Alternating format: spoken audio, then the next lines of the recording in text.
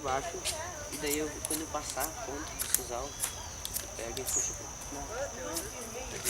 E 11 horas nós vamos. Não, velho, eu tô mexendo.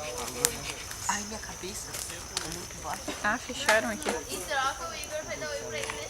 É. Mas o Igor dá, oi, Igor. Eles não dá pra ser estranho essa revista. Não sei o que você tem contra de mim. Errado. Eu não tenho nada contra a feminista, assim, ó. Coisa toda feia. Então você tá falando coisa errada.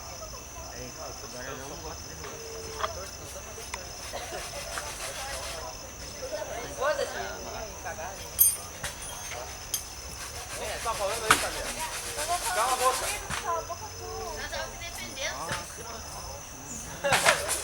Cagado.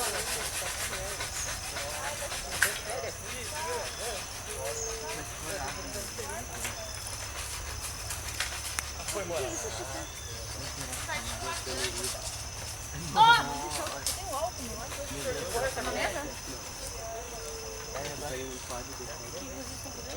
Não, faz. Quando tua prima tá com vontade de bater. Vai ser melhor de ver.